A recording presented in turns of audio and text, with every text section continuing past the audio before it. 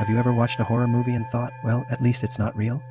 What if I told you that sometimes the truth is far more terrifying than anything a screenwriter could ever dream up? Today, we're diving into the dark corners of reality, exploring true stories that will make your skin crawl and have you double-checking your locks tonight. These aren't campfire tales.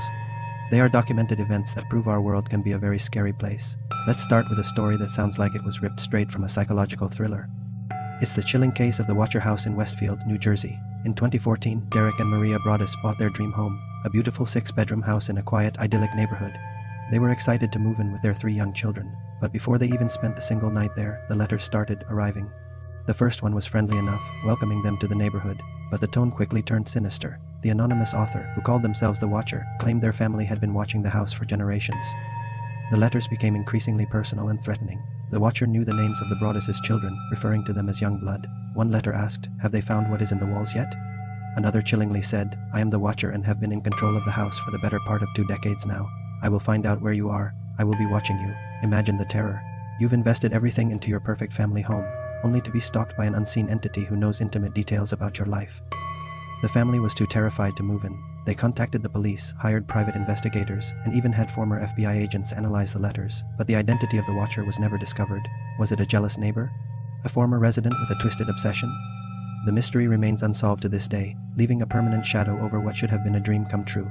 The family eventually sold the house at a significant loss, unable to escape the psychological torment of being watched.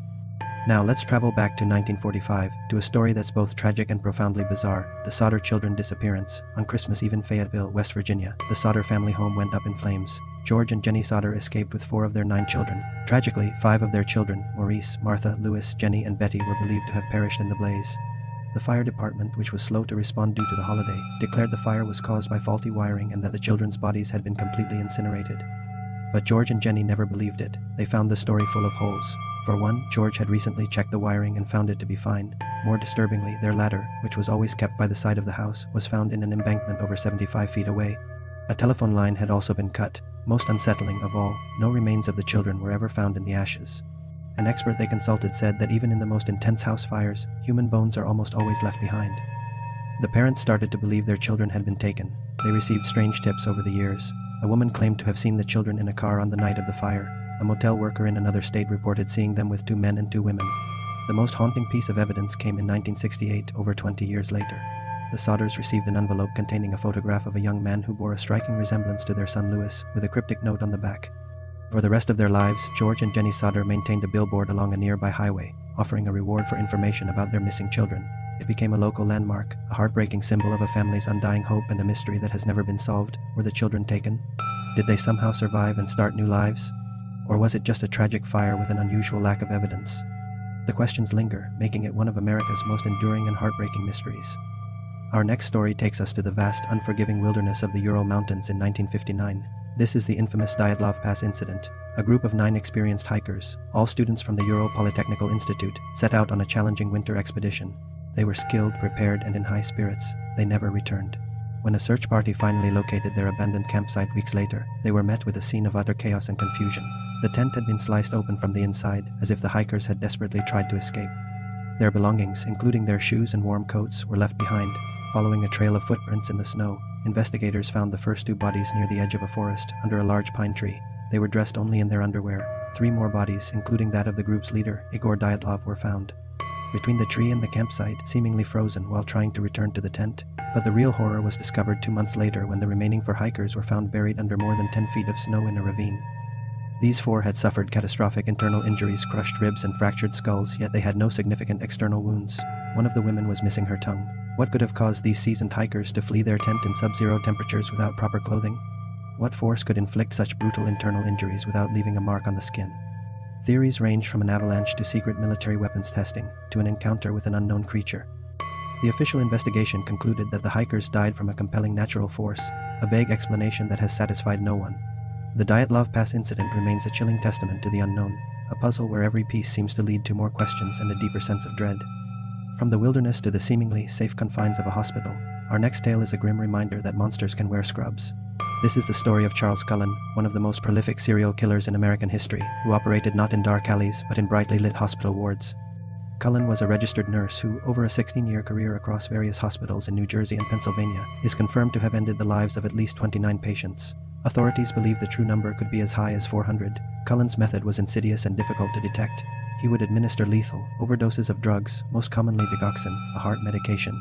His victims were often elderly or critically ill, so their sudden deaths didn't always raise immediate suspicion. They were attributed to natural causes, but a pattern began to emerge. Hospitals noticed spikes in deaths or unusual drug requests whenever Cullen was on duty. The truly horrifying part is how the system failed to stop him.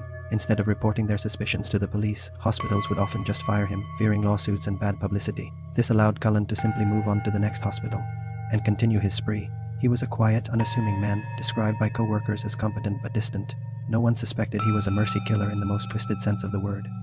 He was finally caught in 2003 when a fellow nurse at Somerset Medical Center grew suspicious and bravely worked with investigators, wearing a wire to coax a confession out of him. When asked why he did it, Cullen claimed he was ending the suffering of his patients, but many of his victims were not terminal. Some were even on the road to recovery. His case exposed terrifying flaws in the healthcare system and left countless families grappling with the knowledge that their loved ones were stolen from them by the very person entrusted with their care. For our final story, we step into the digital age, where horror can be found not just in the physical world, but online. This is the story of the Blue Whale Challenge, a phenomenon that spread across social media platforms around 2016. It wasn't a real organized game, but rather a terrifying form of psychological manipulation and cyberbullying that preyed on vulnerable young people. The challenge supposedly involved a series of 50 tasks assigned by an anonymous administrator or curator over 50 days. The tasks started innocently enough, like watching a horror movie or waking up at an odd hour, but they quickly escalated to acts of self-harm, carving specific symbols into their skin, and isolating themselves from friends and family. The final task on the 50th day was to take their own life. Curators would use threats and blackmail to keep participants in the game, often claiming they had their personal information and would harm their families if they didn't comply. While the extent of its direct influence is debated, the moral panic and media coverage it generated were very real. It highlighted a dark new frontier of danger, where online communities could be used to foster an environment of despair and control. The story serves as a chilling reminder of the dangers lurking online and the importance of mental health awareness. It shows how easily suggestion and psychological pressure can be weaponized in the digital world, targeting those who are already feeling lost or alone. It's a modern horror story, one where the monster is not a person in a mask, but an anonymous profile picture and a series of manipulative messages. From haunted houses and unsolved disappearances to angel of death nurses and viral psychological terrors, these stories show us that the real world holds horrors that can rival any work of fiction. They stick with us because they're not just stories. They are real tragedies that happen to real people. They remind us to be aware, to be kind, and to look out for one another. Thank you so much for joining me on this unsettling journey into real-life horror. If you found these stories as fascinating and chilling as I did, please hit that like button and subscribe for more deep dives into the strange and mysterious. Stay safe out there, and we'll see you in the next video.